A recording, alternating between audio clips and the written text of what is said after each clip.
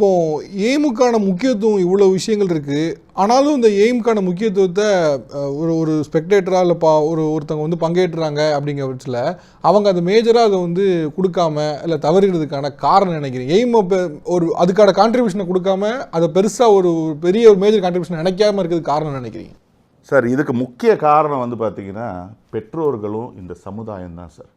சின்ன வயசுலேயே பிள்ளைங்களை அதை பண்ணாத, இதை பண்ணாத, அங்கே போகாத, இங்கே போகாத, அதை செய்யாத, இதை செய்யாதன்னு சொல்லி சொல்லி சொல்லி அவங்கள டிஸ்கரேஜ் பண்ணி கூமுட்டையாக்கி வச்சுருக்காங்க. இந்த முட்டையை ரொம்ப அடக்காத்தா என்ன ஆகும்? கூமுட்டை ஆகிடும். அழகாக விரிஞ்சு குஞ்சா விளையாட வேண்டிய அந்த பிள்ளைங்க டிமோட்டிவேட் பண்ணி அவங்கள வந்து கனவுகளையே காண விடாமல் பண்ணியிருக்காங்க சார் நம்மளுடைய பெற்றோர்களும். எல்லாரையும் நான் சொல்ல வரல. மேஜரான இதுக்கு காரணம் வந்து பேரண்ட்ஸு, டீச்சர்ஸு, சமுதாயம் படிப்படின்றாங்களே தவிர அவங்க கனவு என்ன, அதை அடையிறதுக்கு எப்படி அவங்கள என்கரேஜ் பண்ணணும், எப்படி மோட்டிவேட் பண்ணணுன்றதே மறந்துடுறாங்க.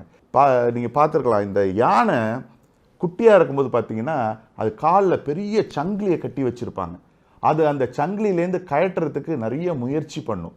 காலை ஆட்டிக்கிட்டே இருக்கும். அதால் முடியாது. காலானால் ரணமாயிடும், ரத்தம்லாம் வரும், வலி தாங்க முடியாமல் அழுவும். யானை வளர்ந்துடும்.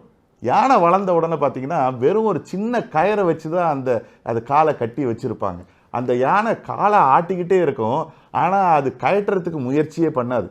சும்மா ஒரு காலை வேகமாக ஆட்டினா அந்த கயரை அறுந்துடும். பட் இருந்தாலும் சின்னதில் முடியாதுன்றத மனசில் உட்கார்ந்ததுனால அது வளர்ந்ததுக்கு அப்புறமும் நம்மளால் முடியாது, இதை கயட்ட முடியாதுன்றது மனசுக்குள்ளே உட்காந்துருச்சு. அதுதான் சார் காரணம். இன்றைக்கி நிறைய நல்லா வர வேண்டிய பிள்ளைங்க கூமுட்டைகளாக சுற்றிட்டு இருக்காங்க. இதை சொல்கிறதுக்கு வருத்தமாக இருக்குது. அதுக்கு காரணம் பெற்றோர்களும் இந்த சமுதாயமும். இப்போ இன்னொன்று சார், இப்போ ஹார்ட் ஒர்க்கு இந்த விஷயங்கள்லாம் தாண்டி கன்சிஸ்டண்ட்டாக ஒர்க் பண்ணுறது அப்படின்னு ஒரு விஷயம் இருக்குது. இப்போ வந்து இப்போ கிரிக்கெட்டில் மேஜராக அந்த கன்சிஸ்டன்சி அப்படிங்கிற வார்த்தையை பயன்படுத்துவாங்க அடிக்கடி. அந்த மேட்சஸ்லேயும் சரி, அவங்க கிரிக்கெட் பவுலிங் எல்லாத்தையுமே கன்சிஸ்டண்ட்டாக எப்படி ஒர்க் பண்ணுறாங்க அப்படின்னு. ஸோ அந்த கன்சிஸ்டண்ட்டும் வந்து கிரிக்கெட் தாண்டி வெவ்வேறு துறைகளில் தேவைப்படுது. அந்த கன்சிஸ்டன்சிக்கான முக்கியத்துவம் என்ன, அண்ட் அதை எவ்வளோ தூரம் இம்பார்ட்டண்ட்டாக கருதுன்னு நினைக்கிறீங்க? சார், எப்படி நம்ம இலக்கை நிர்ணயிக்கிறது ரொம்ப முக்கியமோ, எப்படி நம்ம உழைப்பு ஹார்ட் ஒர்க் ரொம்ப முக்கியமோ, அதே மாதிரி எல்லா துறையிலையும் விடாமுயற்சி ரொம்ப ரொம்ப ரொம்ப முக்கியம். இன்றைக்கி நிறைய பேர் பண்ணுற பெரிய தப்பு, ஆரம்பிக்கிறாங்க. ஆரம்பிக்கும் போது கொடுக்குற அந்த ஆர்வத்தை, ஆரம்பிக்கும் போது காட்டுற அந்த ஆர்வத்தை போக போக போக அவங்க காட்டுறதை விட்டுடுறாங்க. ஒரு கடை திறக்கிறாங்க, நான் பார்க்குறேன், ஓப்பனிங்கெல்லாம் என்னை கூப்பிடுவாங்க ரிப்பன் கட் பண்ணுறதுக்கு.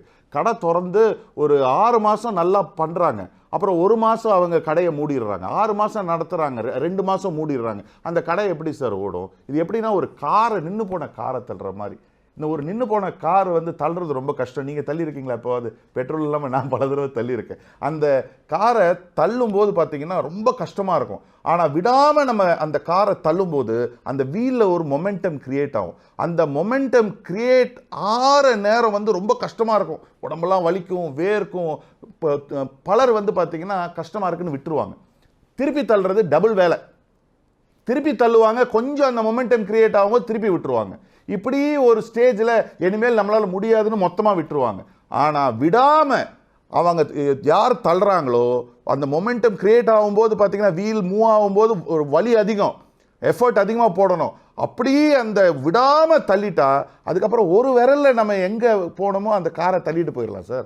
இது சக்ஸஸ்ன்றது எப்படி ஹார்ட் ஒர்க் ரொம்ப முக்கியமோ அதே மாதிரி கன்சிஸ்டன்ட், விடாமல் அது எந்த தொழிலோ எந்த துறையோ விடாமல் உழைப்பை போடுறவங்க, கன்சிஸ்டண்ட்டாக உழைப்பை போடுறவங்க தான் அந்த டெஸ்டினேஷனை ரீச் பண்ண முடியும்.